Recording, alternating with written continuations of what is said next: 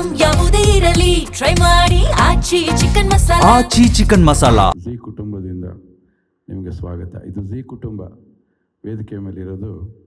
Zee ಕುಟುಂಬ ವೇದಿಕೆ ಮೇಲಿರ್ತಕ್ಕಂಥ ನನ್ನ ಎಲ್ಲ ಝೀ ಕುಟುಂಬದ ಪರಿವಾರದವರೇ, ನನಗೆ ನೀವೆಲ್ಲ ನಾನು ನೋಡಿರ್ತೀರ, ನನ್ನನ್ನು ನೋಡ್ತಾ ಇದ್ದೀರಿ ಭಾಳ ವರ್ಷಗಳಿಂದ. ನನ್ನನ್ನು ಬೇರೆ ಆ್ಯಂಗಲಲ್ಲಿ ನೋಡಿದ್ದು ದಿಲೀಪ್ ಅವರು. ನನಗೆ ಮೀಸೆ ಅಂಟಿಸ್ಬೇಕು, ಪಂಚ ಉಡಿಸ್ಬೇಕು, ಈ ಥರ ಎಲ್ಲ ಗೆಟಪ್ಪಲ್ಲಿ ಬರಬೇಕು ಅಂತ ಅಂದ್ಕೊಂಡಿದ್ದವರು. ನಾನೇ ಅಂದ್ಕೊಂಡಿಲ್ಲ ಯಾವತ್ತೂ. ಅವೇನೋ ತಮಾಷೆ ಮಾಡಿಕೊಂಡು ಒಂದಷ್ಟು ಕಾಮಿಡಿ ಮಾಡಿಕೊಂಡು ಒಂದಷ್ಟು ಸಿನಿಮಾಗಳು ನಿಮಗೆಲ್ಲ ಮನರಂಜನೆ ಕೊಟ್ಟಿದ್ದೀನಿ. ಆದರೆ ನನ್ನಲ್ಲಿ ಒಂದು ಗಂಭೀರವಾದ ಒಂದು ವ್ಯಕ್ತಿತ್ವ ಇದೆ ಅಂತ ಅವರು ಹೇಗೆ ಕಂಡುಹಿಡಿದ್ರು ನನಗೆ ಗೊತ್ತೇ ಇಲ್ಲ. ಮೊದಲನೇ ಸಲ ನನಗೆ ಪಾರು ಧಾರಾವಾಹಿಯಲ್ಲಿ ಒಂದು ಪಾತ್ರ ಕೊಟ್ಟರು. ಸರ್, ಒಂದು 5 ದಿನಕ್ಕೆ ಒಂದು ಪಾತ್ರ ಇದೆ, ಬನ್ನಿ ಸರ್ ಅಂದರು. ನಾ ಕಿರುತೆರೆ ಮೇಲೆ ಬಂದೇ ಇಲ್ಲ. ಇವರು ಕೇಳಿದಾಗ ನನಗೆ ಇಲ್ಲ ಅನ್ನೋಕ್ಕೆ ಮನಸ್ಸು ಬರಲ್ಲ. ಆಯಿತು ಬರ್ತೀನಿ, ಆದರೆ ಇದು ಏನಿದು ಮೀಸೆ ಗೀಸೆ ಎಲ್ಲ ನನಗೆ ಮ್ಯಾಚೇ ಆಗಲ್ಲ ಸರ್. ಅದು ನಾವು ವಿಷ್ಣುವರ್ಧನ್ ಸರ್ಗೆಲ್ಲ ಮೀಸೆ ಅಂಟಿಸ್ಬಿಟ್ಟು ದೊಡ್ಡ ದೊಡ್ಡ ಸಿನಿಮಾ ಮಾಡಿ ಅಭ್ಯಾಸ.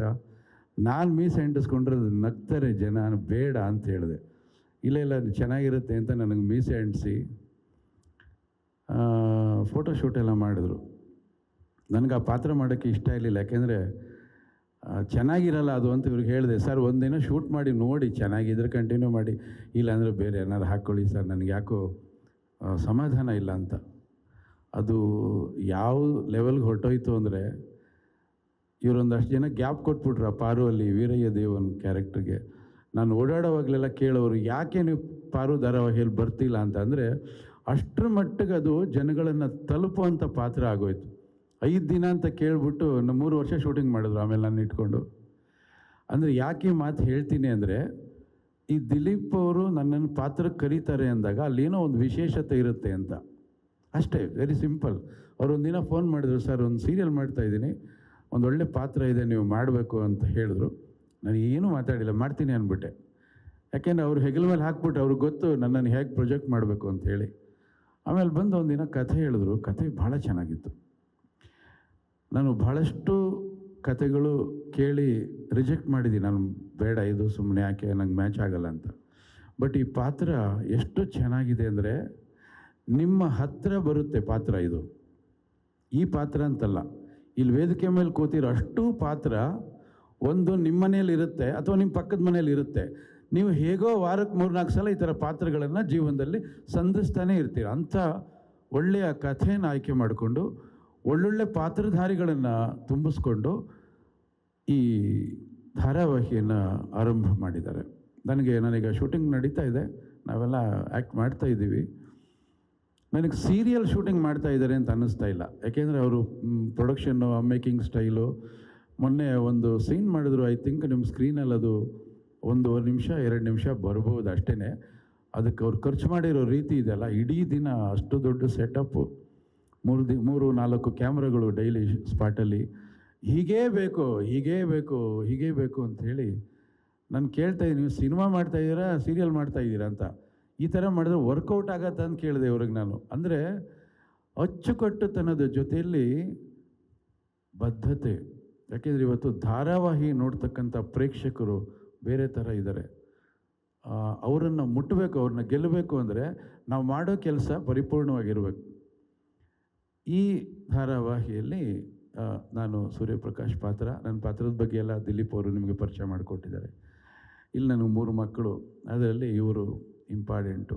ಹೆಸರು ಕೃಷ್ಣ. ಹೆಸರಿಗೂ ಅವ್ರ ವ್ಯಕ್ತಿತ್ವಕ್ಕೂ ಮ್ಯಾಚೇ ಆಗಲ್ಲ. ಭಯಂಕರ ಕುಡುಕ. ಆಗಲೇ ಹೇಳಿದ್ರು, ನಮ್ಮಮ್ಮನ ಹತ್ರ ನಾನು ಇರಬೇಕು ಅನ್ನೋದಕ್ಕೆ ಕುಡಿತೀನಿ ಅಂತ. ಜಗತ್ತಲ್ಲಿ ತಾಯಿನ ಕಳ್ಕೊಂಡಿರೋ ಎಲ್ಲ ಮಕ್ಕಳು ತಾಯಿ ಹತ್ರ ಮಾತಾಡಬೇಕು ಅಂತ ಅಂದ್ಕೊಂಡಾಗೆಲ್ಲ ಕುಡುಕರಾಕ್ಬಿಟ್ರೆ ಇವರಿಂದ ಭಾಳ ಕಡೆ ಬಾರ್ಗಳೆಲ್ಲ ವ್ಯಾಪಾರ ಜೋರಾಗ್ಬಿಡ್ತವೆ, ಅವರು ಉದ್ಧಾರ ಆಗ್ಬಿಡ್ತಾರೆ. ಆ ಥರದ್ದೊಂದು ಪಾತ್ರ. ಸರಳವಾಗಿ ಹೇಳಬೇಕು ಅಂದರೆ, ಜವಾಬ್ದಾರಿ ಇರ್ತಕ್ಕಂಥ ಒಬ್ಬ ತಂದೆ, ಬೇಜವಾಬ್ದಾರಿ ಇರ್ತಕ್ಕಂಥ ಒಬ್ಬ ಮಗ, ಇಷ್ಟೇ. ಬಹುತೇಕ ಮನೆಗಳಲ್ಲಿ ಒಬ್ಬ ಬೇಜವಾಬ್ದಾರಿ ಮಗ ಇರ್ತಾನೆ. ಬಹುತೇಕ ಮನೆಗಳಲ್ಲಿ ಎಲ್ಲ ತಂದೆಗಳು ಬಹುತೇಕ ಜವಾಬ್ದಾರಿಯವರಾಗಿರ್ತಾರೆ. ಅಂದರೆ ಯಾಕೆ ತಂದೆ ಜವಾಬ್ದಾರಿ ಆಗಿರುತ್ತೆ ಅಂದರೆ, ಅವನು ಒಂದಷ್ಟು ಎಷ್ಟು ವರ್ಷನ ಕಳೆದು ಬಿಟ್ಟಿರ್ತಾನೆ ಅವನ ಅನುಭವದಲ್ಲಿ. ಆ ಅನುಭವದಿಂದ ಅವನು ಪಕ್ವವಾಗಿರ್ತಾನೆ. ಅಲ್ಲಿ ಅವನಿಗೆ ಜವಾಬ್ದಾರಿ ಬರುತ್ತೆ. ಇವನು ಅಷ್ಟೇ. ಈ ಥರ ಒಬ್ಬ ಬೇಜವಾಬ್ದಾರಿ ಹುಡುಗನ್ನ ಒಂದು ಹುಡುಗಿ ಮದುವೆ ಆಗ್ತಾಳೆ. ಅದೆಂಥ ಹುಡುಗಿ ಇರ್ಬೇಕು ಹೇಳಿ, ಇನ್ನೆಂಥ ಹುಡುಗಿ. ಒಂದು ಹುಡುಗಿಯರು ಈಗಿನ ಕಾಲದಲ್ಲಿ ಒಂದು ಹುಡುಗನ ಆಯ್ಕೆ ಮಾಡ್ಕೋತಾರೆ ಅಂದರೆ ಭಾಳ ಯೋಚನೆ ಮಾಡ್ತಾರೆ, ಎಲ್ಲ ಥರ ಲೆಕ್ಕ ಹಾಕ್ತಾರೆ. ಆ ಲೆಕ್ಕ ನಮಗೆ ಬರಲ್ಲ. ಅದು ಆ ಲೆಕ್ಕ ಹಾಕಿ ಮದುವೆ ಮಾಡ್ಕೋತಾರೆ. ಯಾವ ಥರ ಅಂದರೆ, ಇವು ಏನಾದರೂ ಸುರಸುಂದರ ಅಂಗರನೇ ಅಲ್ಲ, ಪುರುಷರಲ್ಲಿ ಉತ್ತಮ ಪುರುಷೋತ್ತಮನೇ ಅಲ್ಲ. ಇವನನ್ನು ಯಾಕೆ ಒಂದು ಹುಡುಗಿ ಮನೆಗೆ ಗೊತ್ತಿಲ್ಲದೆ ಮದುವೆ ಮಾಡ್ಕೊಂಡು ಬರ್ತಾಳೆ? ಹೇಳ್ಬಿಟ್ಟೆ ಸರ್ ಕತೆನ. ಯಾಕೆ ನನಗನ್ಸುತ್ತೆ, ಓ ಈ ಹುಡುಗಿಗೆ ಆಸ್ತಿ ಮೇಲೆ ಆಸೆ ಇರಬೇಕು ಅಂತ. ಕ್ವೈಟ್ ನ್ಯಾಚುರಲ್ ಅಲ್ವಾ? ಇಂಥ ಹುಡುಗನ ಮದುವೆ ಆಗ್ಬೇಕಂದ್ರೆ ಆಸ್ತಿ ಮೇಲೆ ಆಸೆ ಇರಬೇಕು. ಆಮೇಲೆ ಅನ್ಸುತ್ತೆ ಅದೂ ಇಲ್ಲ. ಹಾಗಾದರೆ ಯಾತಕ್ಕೆ ಮದುವೆ ಆದ್ಲು ಇವಳು? ಅದೇ ನೀವು ಸೀರಿಯಲ್ ನೋಡಬೇಕು, ಅದು ನಾನು ಹೇಳಲ್ಲ. ಮುಖ್ಯವಾಗಿ ಆ ಪಾತ್ರ, ಸೊಸೆ ಪಾತ್ರ, ಭಾಳ ಜನಕ್ಕೆ ಇದು ಹತ್ತಿರ ಆಗುತ್ತೆ. ಯಾಕೆ ಹೇಳಿದೆ ಅಂದರೆ, ಇವತ್ತಿನ ಸೊಸೆಯರು ಅವರು ಜವಾಬ್ದಾರಿನೇ ಗೊತ್ತಿಲ್ಲ. ಅವ್ರು ಯಾಕೆ ಒಂದು ಮನೆಗೆ ಸೊಸೆಯಾಗಿ ಬರ್ತಾರೆ ಅನ್ನೋದೇ ಅವ್ರಿಗೆ ಗೊತ್ತಿರಲ್ಲ. ಸೊಸೆಯ ಜವಾಬ್ದಾರಿ ಏನು, ಅವಳು ಹೇಗೆ ನಿರ್ವಹಿಸ್ತಾಳೆ. ಒಂದು ದೊಡ್ಡ ಪರಿವಾರದ ಸಾರಥಿ ಅವಳು. ಆ ಪರಿವಾರದಲ್ಲಿ ನಾನಾ ಪಾತ್ರಗಳಿರುತ್ತೆ. ಎಲ್ಲ ಪಾತ್ರವನ್ನು ಸರಿದೂಗಿಸ್ಕೊಂಡು ಕರ್ಕೊಂಡು ಹೋಗುವಂಥ ಭಾಳ ಜವಾಬ್ದಾರಿಯಾದಂಥ ಪಾತ್ರ. ಆ ಪಾತ್ರ ಮೌನ ಅವ್ರಿಗೆ ಸಿಕ್ಕಿದೆ. ಭಾಳ ಒಳ್ಳೆ ಪಾತ್ರ ಅದು. ಜೊತೆಯಲ್ಲಿ ಇನ್ನೊಬ್ಬಳು ಸೊಸೆ ಬರ್ತಾಳೆ, ವ್ಯತಿರಿಕ್ತವಾದಂಥ ಒಂದು ಪಾತ್ರ ಅದು. ಅದು ಈ ಸೊಸೆ, ಈ ದೊಡ್ಡ ಸೊಸೆ ಇದು. ಅಂದರೆ ಇವರಿಬ್ಬರು ಕೂಡ ಪಾಸಿಟಿವ್ ನೆಗೆಟಿವ್ ಅನ್ನೋದಕ್ಕಿಂತ ಮುಖ್ಯವಾಗಿ ನಿಮ್ಮಗಳಿಗೆ ಎಚ್ಚರಿಕೆ ಗಂಟೆಯನ್ನು ಕೊಡ್ತಾರೆ. ಯಾರು ಪ್ರೇಕ್ಷಕರು ಧಾರಾವಾಹಿಯನ್ನು ನೋಡ್ತಾರೆ ಅವ್ರಿಗೆ ಭಾಳ ಹತ್ತಿರ ಆಗ್ತಾರೆ. ಪುಣ್ಯಕ್ಕೆ ಈ ಧಾರಾವಾಹಿಯಲ್ಲಿ ಮನೆ ಹಾಳು ಮಾಡೋ ಕ್ಯಾರೆಕ್ಟರ್ಗಳಿಲ್ಲ, ಗಂಡನ್ನು ಎಳ್ಕೊಂಡು ಹೋಗೋ ಇನ್ನೊಬ್ಬ ಗಂಡನ ಎಳ್ಕೊಂಡು ಹೋಗೋ ಕ್ಯಾರೆಕ್ಟರ್ಗಳಿಲ್ಲ ಇದರಲ್ಲಿ. ಆ ಥರದ್ದೆಲ್ಲ ಕೆಟ್ಟ ಸಂದೇಶ ಇಲ್ಲ ಇಲ್ಲಿ.